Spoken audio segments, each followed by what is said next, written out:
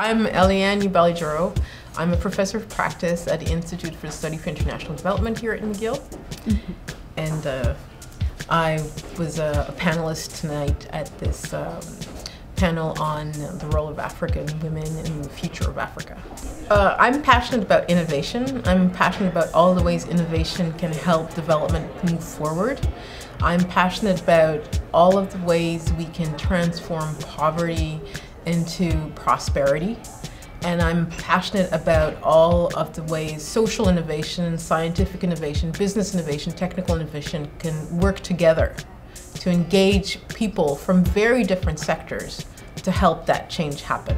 So one of the projects I've been involved in is a group called FemStep of women researchers in Africa and in Canada looking together at ways to help move women and girls in rural areas in Africa forward, and using the photo voice, which is a participatory methodology that really looks at how to put women's and girls' voices to images, to camera, to drawing, to draw and show us what they see are their challenges and solutions, so those can inspire policymakers, researchers, businesses to really look at their perspectives when they make the decisions that will matter to them.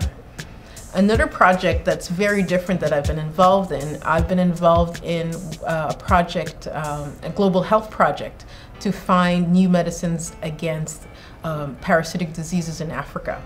And so that project has involved looking at African biodiversity and seeing, well, how can we use modern technology, high technology, to figure out what are the components of African biodiversity that could be used to solve diseases that are really important and crippling to millions of people, and have those solutions come locally and help Africans heal themselves and also help build local economy.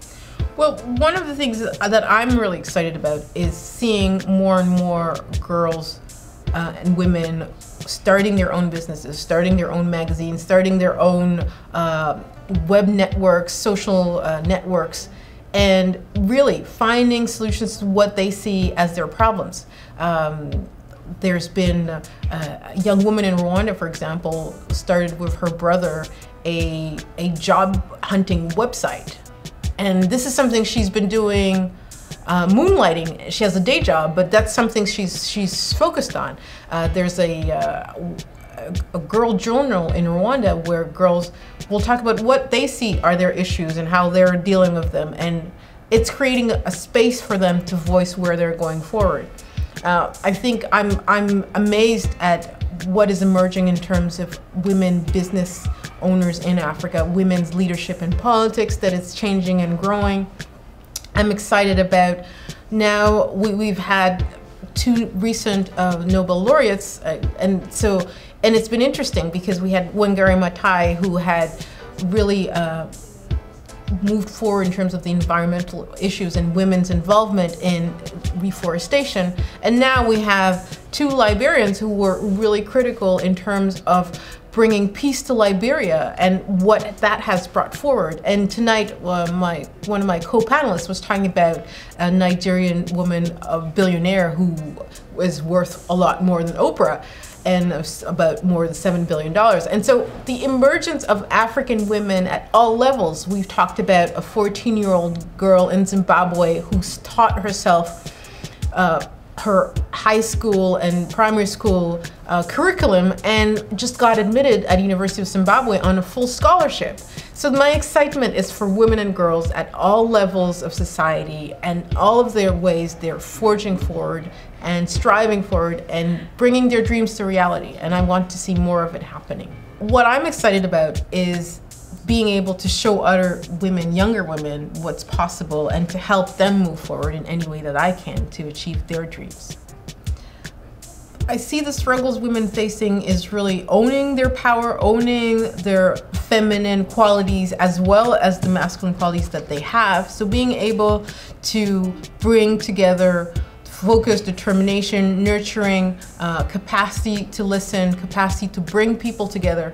So it's really, how do you bring all of yourself in ways that contribute and not feel that you have to repress any single part. What I hope is that women will bring in nurturing, will bring in feminine leadership that has more listening, that is more community driven, that allows more voices to be amplified, that allows marginalized parts of society to bring in their creative genius.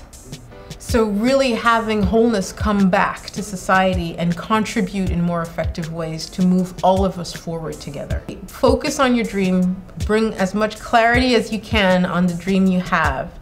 And whenever you see possible, anybody who can help you, share your dream with people who you see can help you and help them understand what it is you want, what you see as the challenges, and what you see as what you can bring. And so that will give people opportunities to help you identify what channels you may not be aware of that can help you move forward with your dream. I just would like to say this conference has been phenomenal, and I'm really impressed by the work the African Student Society at McGill. I'm just blown away by the energy, the focus, the professionalism of this conference, and the dedication, the passion that they're bringing. And I would say that they're an inspiration, and they are a flavor of the energy that's happening in Africa and everything that is to come.